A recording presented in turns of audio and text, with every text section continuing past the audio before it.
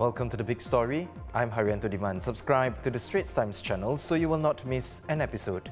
First-timer applicants of build-to-order flats, take note. Now, if you do not select a flat when invited to do so, you will be considered second-timers in subsequent applications for a year. And this will start from the August sales exercise. Announcing this during his ministry's budget debate, National Development Minister Desmond says it's meant to ensure more efficient allocation so that those who need a flat can secure it more quickly. But he also says some concessions can be made. After careful consideration, we've decided, for now, to tighten the rules for non-selection. We will consider first-timers as second-timers for a year when they ballot for a flat after they receive one non-selection count, down from the 2 counts today. Similarly, second-timers will not be allowed to participate in HDB sales exercises for 1 year after they receive one non-selection count. So this is more stringent than what we have in place today. But at the same time, we understand that some applicants may have genuine reasons for not selecting a flat. So we want to strike a right balance. Because buying a flat is a large financial decision.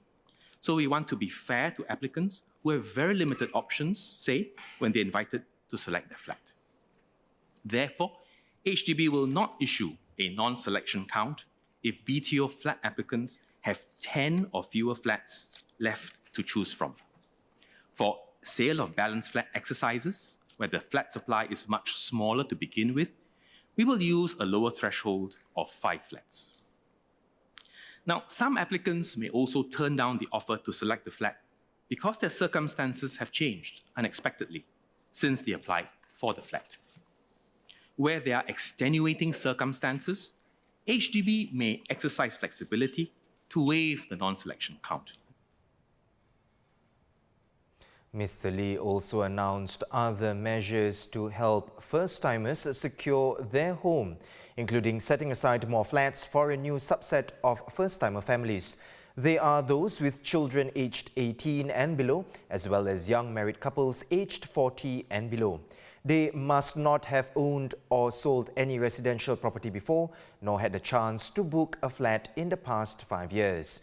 This group will be classified under a new first-timer priority category for parents and married couples. In total, about 10% of all first-timer families will be considered first-timer parents and married couples. First-timer parents and married couples will get 1 additional ballot when they apply for a new HDB flat. So 3 ballots in total, up from the 2 that first-timers currently get when they apply for any flat type in any estate, mature estates, non-mature estates, or prime location housing.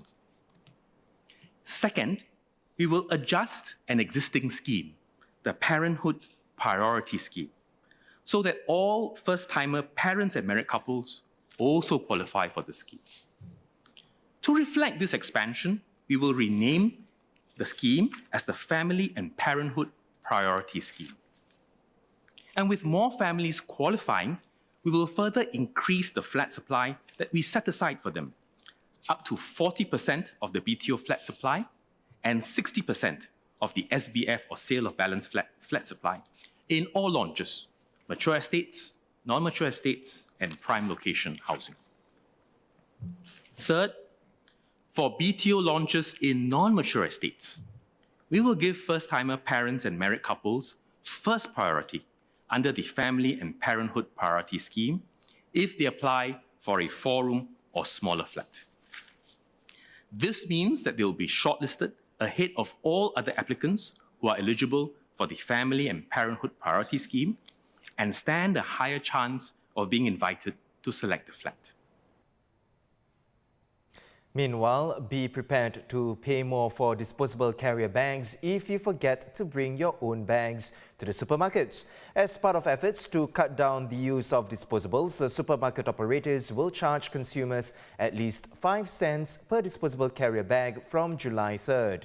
These will include large supermarket chains such as NTUC FairPrice, Cold Storage, Giant and Sheng Siong.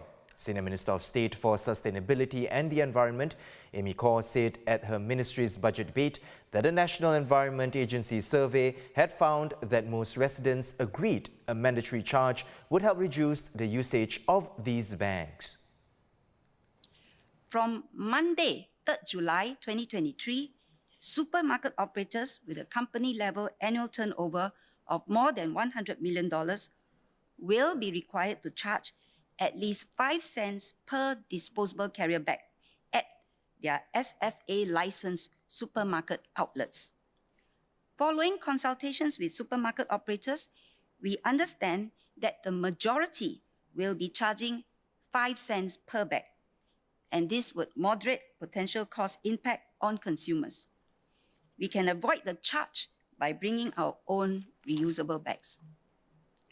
The mandatory charge will cover around 400 or about 2/3 of all supermarket outlets. The charge will apply to all disposable carrier bags, not just plastic bags, as all bags require resources and generate carbon emissions during their production and disposal.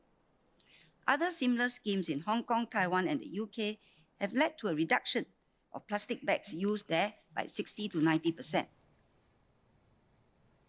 And in an effort to encourage household recycling, all households can collect a recycling box from vending machines island-wide. Called BLOOBOX, this box will help households set up a recycling corner at home and identify what can and cannot be recycled.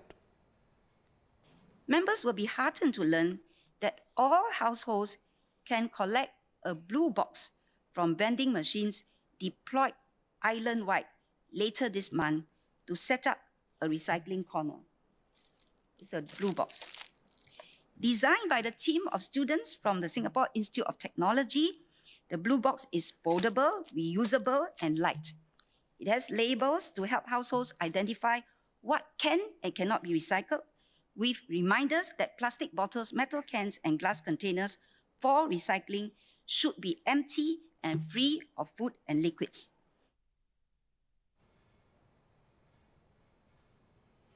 In other news, 1,500 free Cathay Pacific round-trip tickets from Singapore to Hong Kong were snapped up within an hour. Thousands tried their luck, with many facing long-hour waits to secure their tickets. But what was meant to be a week-long promotion that would have ended on March 8th was brought to a quick end. The giveaway for customers in Singapore is part of a larger Hello Hong Kong campaign that's being rolled out in phases, with 500,000 flight tickets up for grabs.